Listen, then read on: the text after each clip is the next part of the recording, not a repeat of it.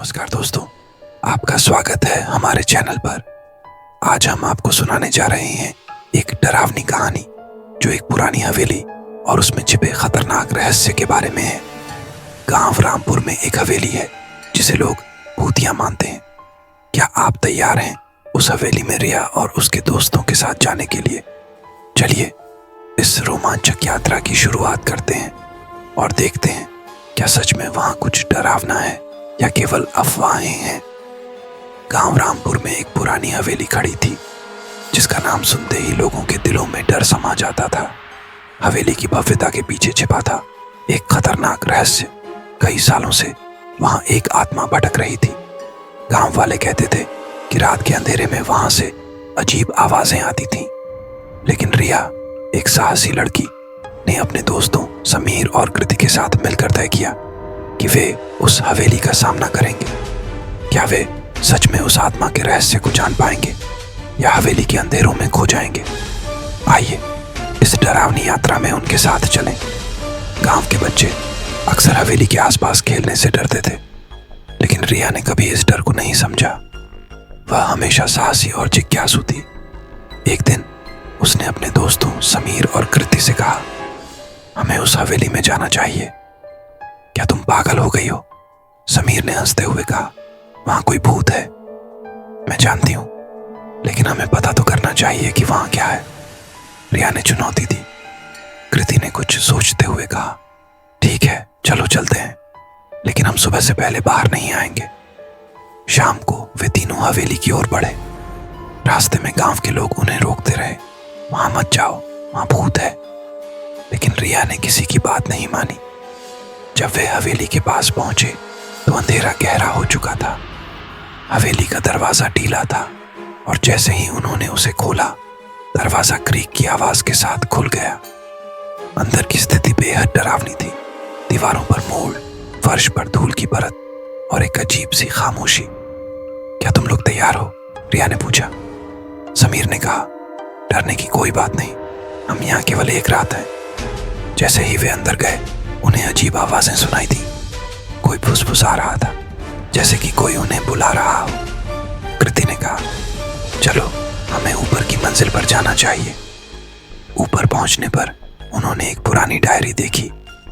Diary के पन्नों पर लिखा था कि हवेली की पूर्व मालिक राधिका एक दयालु महिला थी जिसने गांव के लोगों की मदद की। लेकिन एक दिन गांव में आए एक जादूगर ने उसे धोखा दिया और उसे शापित कर दिया। उसके बाद से वह आत्मा बनी और हवेली में भटकने लगी।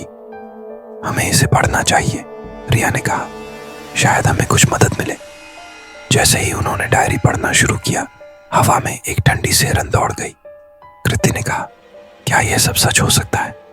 समीर ने घबरा कर कहा, हमें यहां से निकलना चाहिए। लेकिन रिया ने हिम्मत नहीं हारी, हमें और जानना होगा। रात गहराई और हवेली में अजीब घटनाएं बढ़ने लगी।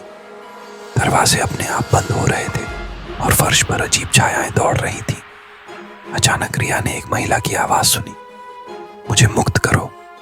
रिया और उसके दोस्त घबरा गए, लेकिन रिया ने साहस जुटाया और कहा, क्या आप राधिका हैं? हाँ, आवाज आई, मैंने एक गलती की थी और अब मैं इस जगह में बंधी हूं। जैसे जैसे राधिका की कहानी सामने आई, रिया और उसके दोस्तों को एहसास हुआ कि राधिका ने गांव के लोगों की भलाई के लिए अपनी जान दी थी। उसे अपने अतीत से मुक्ति की आवश्यकता थी, लेकिन उसके शाप को तोड़ने के लिए उन्हें एक पुराने रिवाज का पालन करना होगा। हमें एक रात की पूजा करनी होगी, समीर ने कहा, तभी वह शांति पाएगी। कृति ने कहा, लेकिन हमें क्या करना होगा? हमें कुछ चीजें इकट्ठा करनी होंगी, एक सफेद मोमबत्ती, एक फूल और कुछ पानी, रिया ने बताया। वे सभी एक योजना बनाने लगे। हवेली में अब डरना कम हो गया था। कृति ने कहा, अगर हम सच्चे दिल से पूजा करेंगे तो राधिका को शांति मिलेगी। सभी ने सहमति में सिर हिलाया।